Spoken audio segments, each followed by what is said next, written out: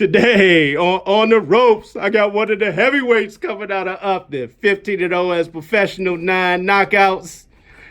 Cassius Chaney, what's good, big dog? What's up, man? Appreciate it, man. Let's get right into it, man. Let's talk about it. Your name Cassius, man. Was your name that the heavyweight champion? Yeah. My dad, he told me he saw a magazine. Cassius Clay just became, I think, champion. Might have been like Time magazine or something, and he was like, I'm gonna name you Cassius. So that's how it went. How did you actually get started in boxing? I always felt like I was gonna end up boxing. Just growing up, always fighting. When I was in Baltimore, but it never fazed me really. I would fight in school all day, be mad. I get home, I forgot about it, and then it's, I might fight again, so that's what I was known in the neighborhood for, fighting everybody, older guys, younger guys, it ain't really matter, but I always just went on and played basketball. So I went into the gym after college. As soon as I walked into the boxing gym, I was like, I'm gonna end up boxing. I just knew it. I knew I was getting ready to actually go play overseas too. So but once I walked in the gym, man, I was like, I'm gonna start boxing. And it wasn't even no doubt. It wasn't no question at all. It was just, I went there every single day. Like now, I just went in there every single day, and boom, it was over. Talk about your first time in the amateurs and winning. Oh man, dang, what year was that? 2011, maybe the summer of 2011. My first amateur fight was against Chris Ulrich, and strong, white guy. He had actually lost in the novice championships the year before. So instead of him going open, he stayed novice, and it was some a little bit of it was some issues with that. Not on my side, but just on the USA boxing side, because he should have just went to open, But yeah, the week before that fight, actually, we went to just watch the fights just to get me used to being around it. And he knocked out a dude cold, man. So I'm like, I gotta deal with this dude. So like the whole week before the fight, I'm just watching Ali versus Frazier and, and watching stuff of him moving around the ring.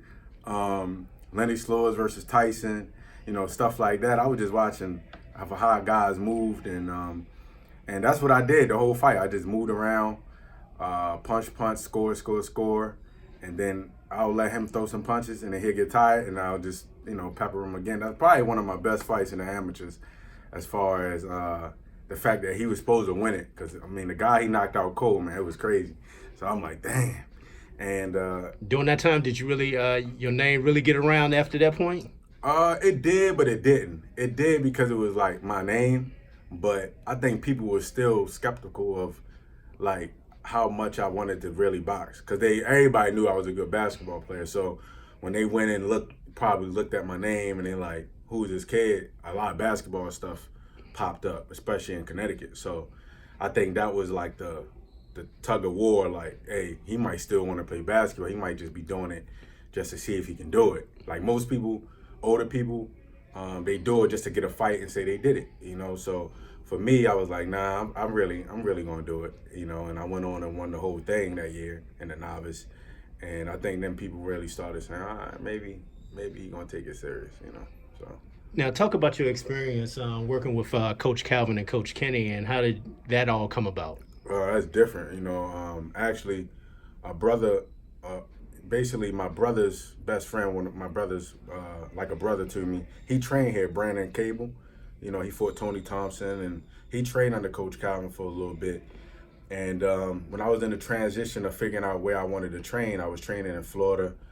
And, that was just a tough situation at the time, just dealing with managers and stuff like that. So they were like, man, you should just come home. You ready to come back home. It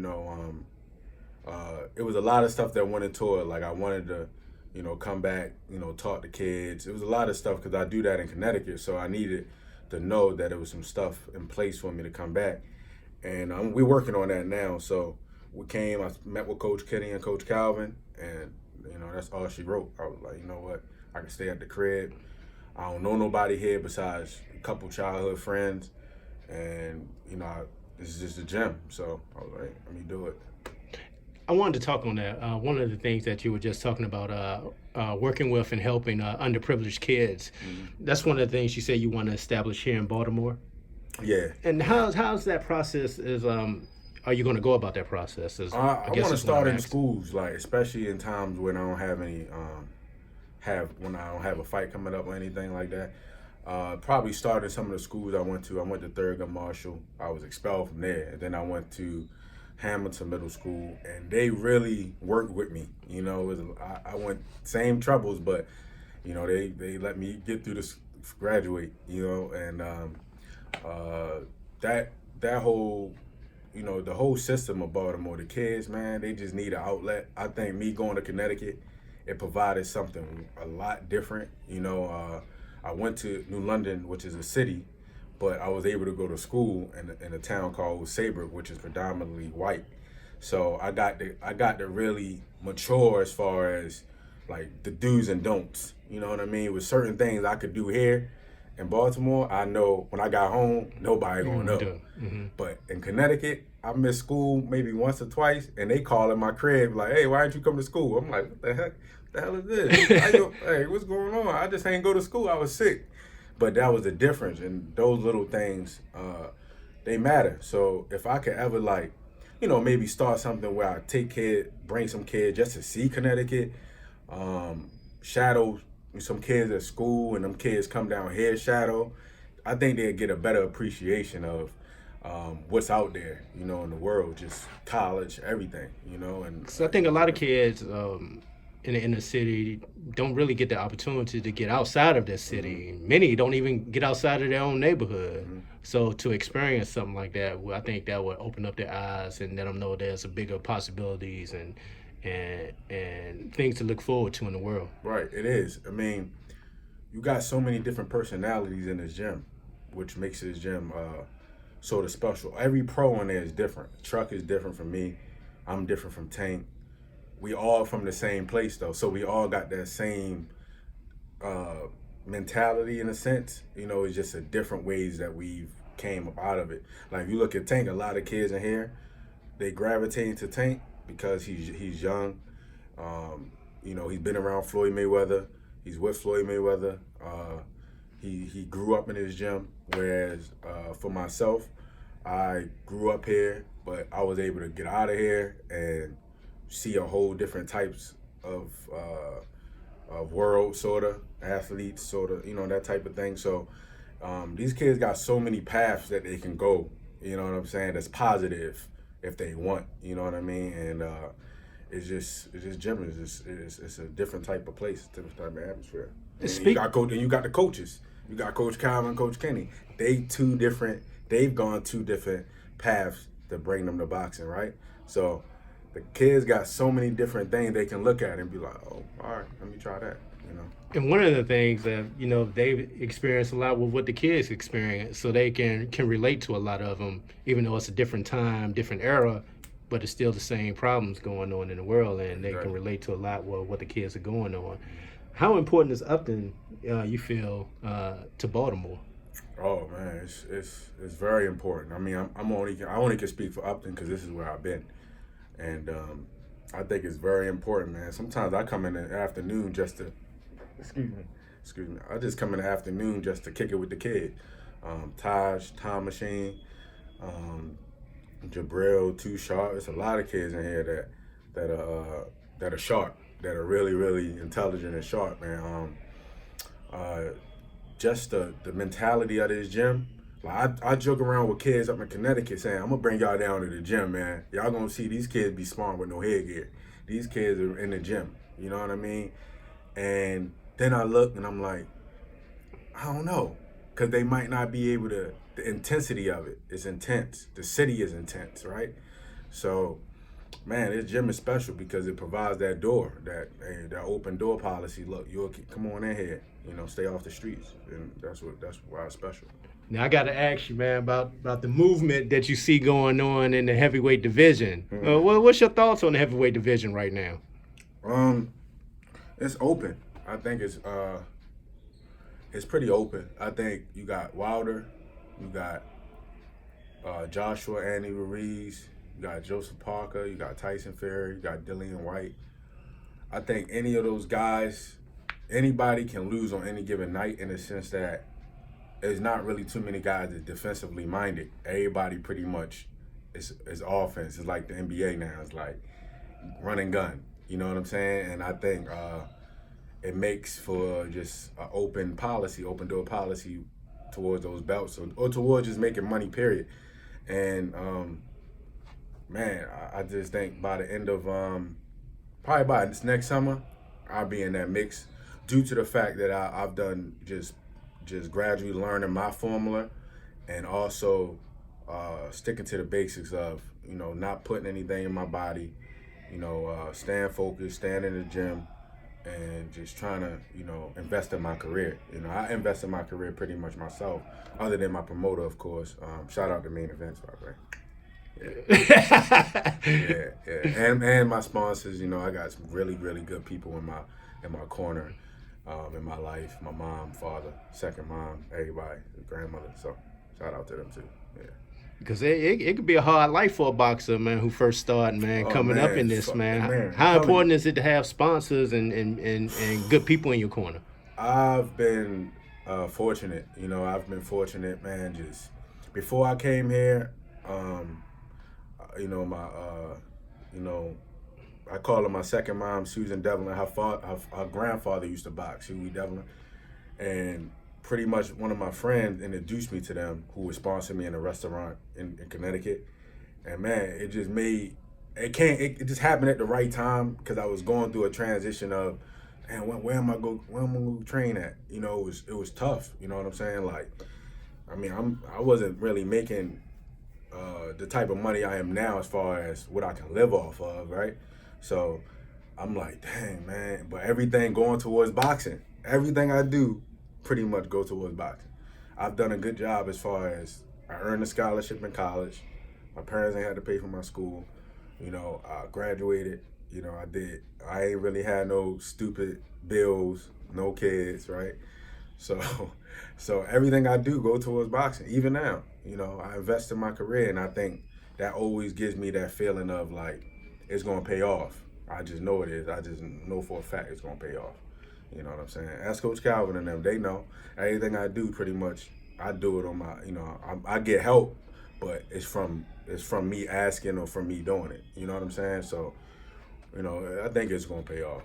And how does it feel knowing that, man, that you're putting everything into your hopes and dreams, that you invested in yourself? How important is it to invest in yourself? It feels great because I know that this is what I was supposed to do. See, basketball was different. There's so many people that watch it, right? That can talk about it. That can say like, oh, you ain't do that. You ain't do this. And you got to worry about 10 other people on the court, right? Including the referee. So, like, that alone is like, it was tough. Like I told people, I think basketball for me was just like, it can get you through school. You know what I'm saying? You can say you went to school now. Now you can say you graduated with a degree.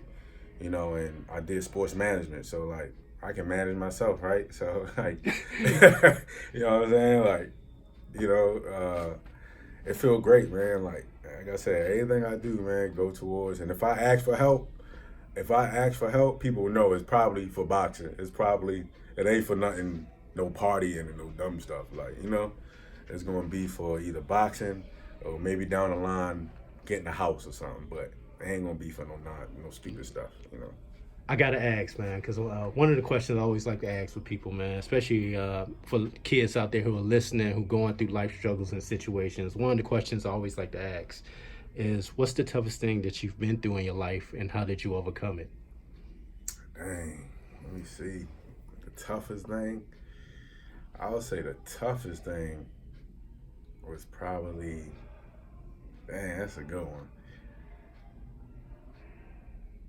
Probably getting through middle school, Baltimore, because I was so far ahead of my time. Like I always say, like I don't know if I would wanted to box early because my attitude was at different. that time. I was. If I would have knew how to fight kids at that age, I'd be out here just fighting in the street. You know what I'm saying? And I say that, so yeah, the tougher thing was probably getting through middle school and really going to Connecticut and having to adapt to that, like, calming myself down and allowing myself to kind of be a kid, you know, because every kid in here, you put on a rap song in here and you come in here in the afternoon, every kid almost in here can rap it, and that, even though it don't really seem like anything, they processing all that stuff that's being said, right? So they're maturing differently. If you put on that rap song, you put a rap song in Connecticut, they probably don't know half the words. Some of them kids, they probably don't know. It's a whole different type of living, you know what I'm saying, mentality. So in some areas, right? So it just allowing myself to be a kid was probably one of the toughest things that I had to adjust to in my life, like, and I've done a good job at that because I still don't drink, I still don't party, and I don't smoke, you know what I'm saying? So, I think I've done a cool job at it. I gotta ask you, man. Going back to the heavyweight division, man. Yeah. What was your thoughts when Ruiz won that fight against? I was mad, and I was mad because, man, Explain. I was upset because I thought he was going to end up winning, and I should have bet on it. I told everybody, I told my brothers, yo, I won't be surprised if Andy Ruiz win, and this is why. Because Joshua, you seen it with Pacquiao when Pacquiao fought Marquez, right?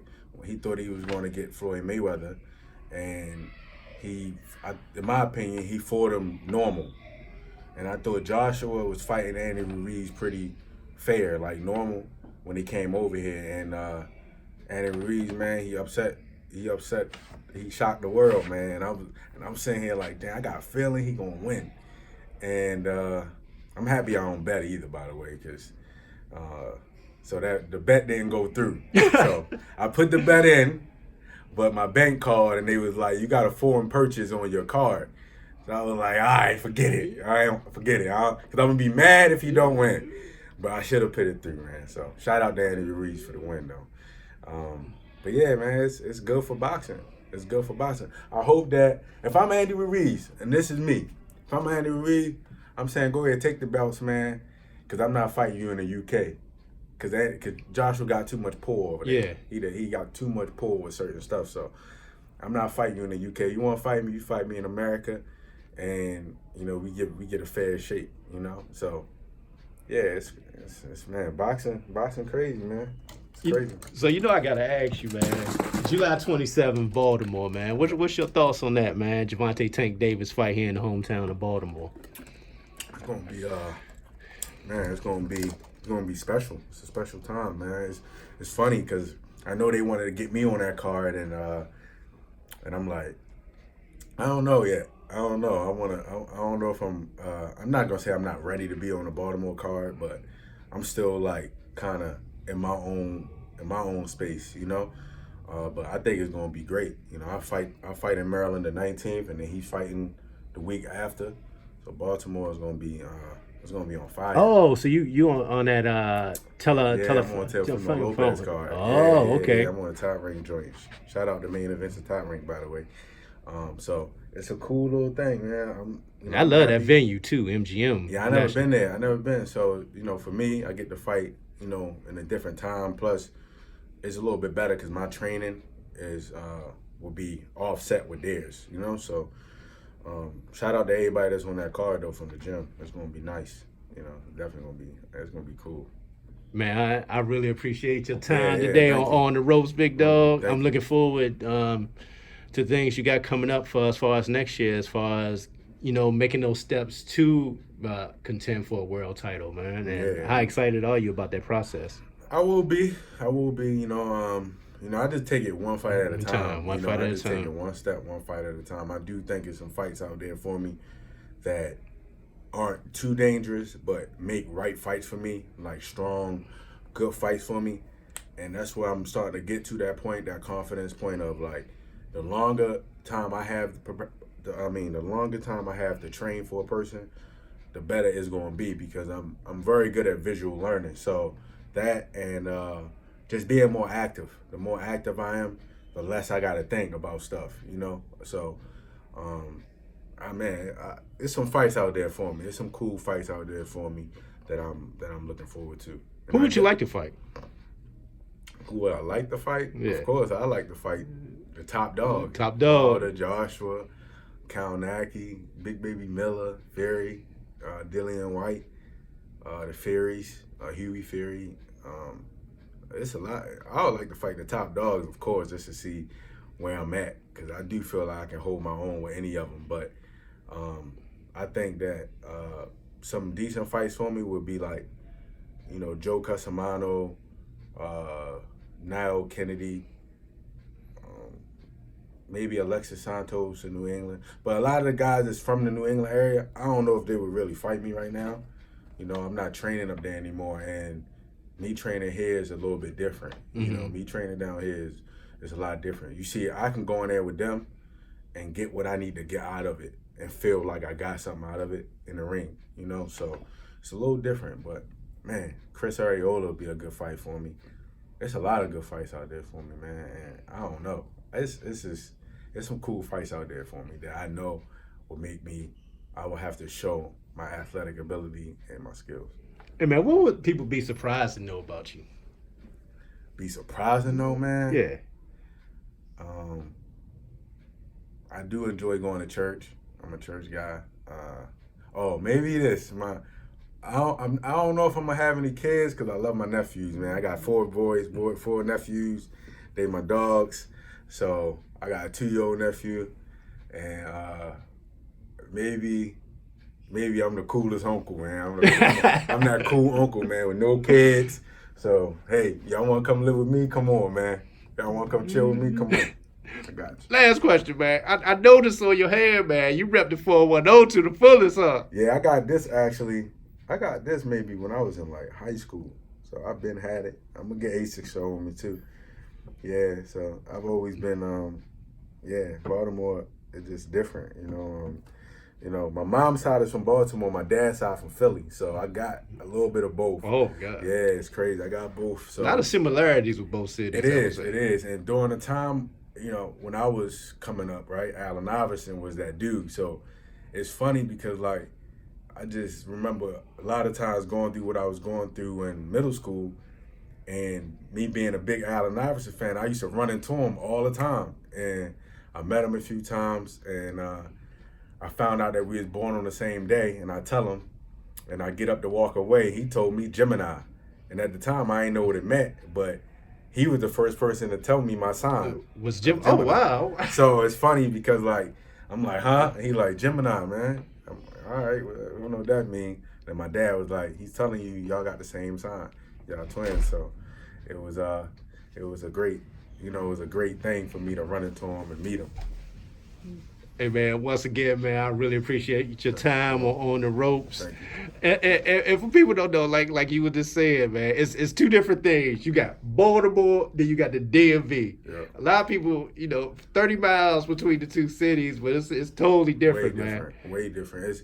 Because they always want to lump Baltimore and DMV. No, it's different. Yeah. Baltimore different. You got Baltimore, then you got DMV. Right. It's way different. You got the DMV, you got Baltimore, and you got Philly. Yeah. You got Delaware and you got Philly. But yeah, it's way different. It's 2 totally different things. I never hung out really in the DMV other than going to Georgetown, but it's way different. Way different. Way different. And shout out to them too. Shout out to DMV, shout out to Philly. But yeah, it's totally different, man. And shout out to Active Faith Sports. Man, shout out to them. Hold on, let's get that down. Yeah, shout out to them, Active Faith Sports. It's a Christian sports athletic company. And I enjoy that. I enjoy. Where are they out of? Because for some reason I've seen it. They out of. I think the owner started in Texas, but you probably seen Steph Curry with it on. Okay, okay. And, okay. That's what I've seen that. Yeah. I love watching that stuff. And Crossover Culture just came out, so shout out to them too. They look out.